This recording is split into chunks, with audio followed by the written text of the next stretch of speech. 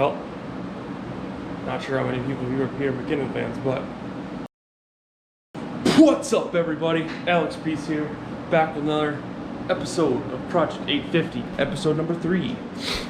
Slide here in the garage. We had a box show up today. Should be a replacement secondary. So we'll see how this thing goes.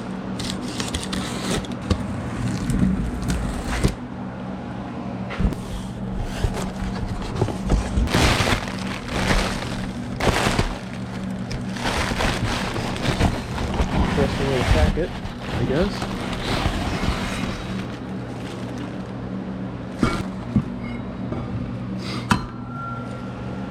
Look at there.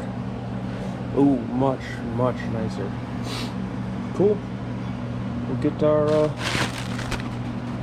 parts swapped over into this one and rock and roll. Ready to go. Compare old to new used. Checked our helixes and springs. So this one came out of our sled.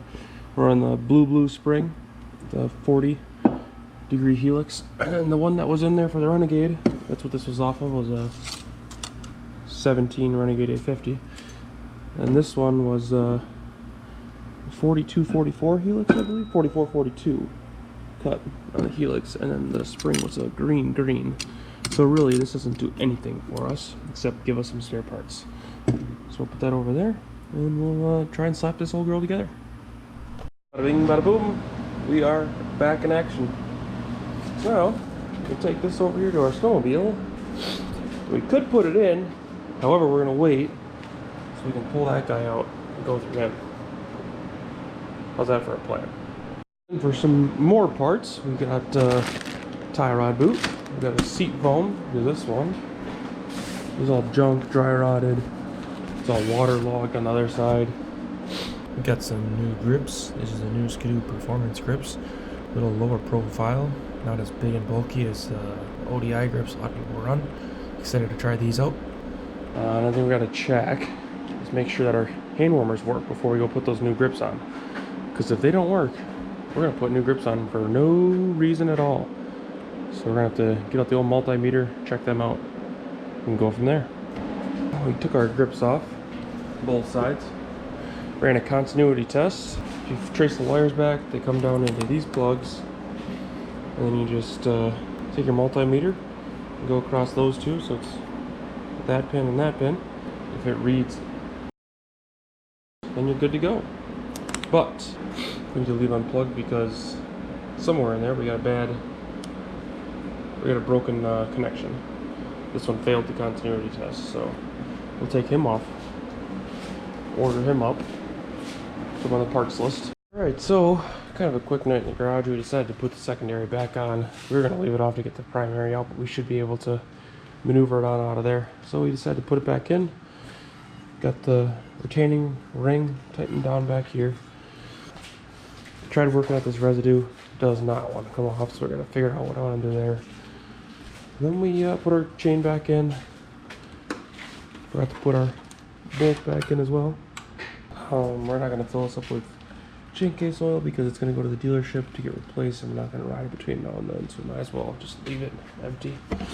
We tried taking off this hand grip. We got it off, but can't seem to get the pins out of the connector, so going to do a little studying on the old interwebs and come up with a plan, and then go from there. So yeah, kind of a short one tonight.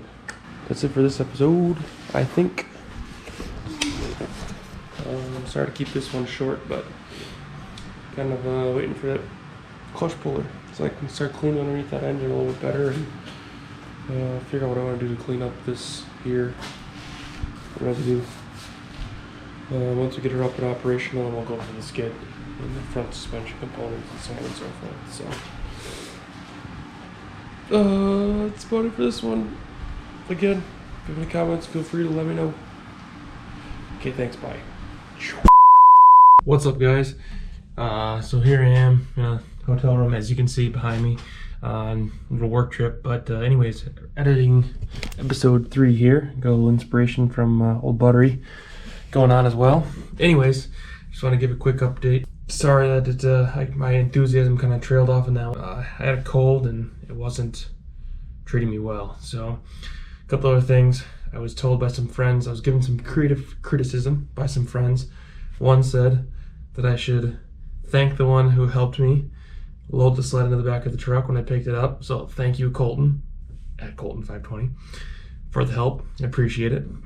Another one was from Sean O'Brien. He said to be more enthusiastic and happy about what I am doing. So I will try to reflect that in my future vlogs. Thanks, guys. Thanks for watching. I don't know what else to say.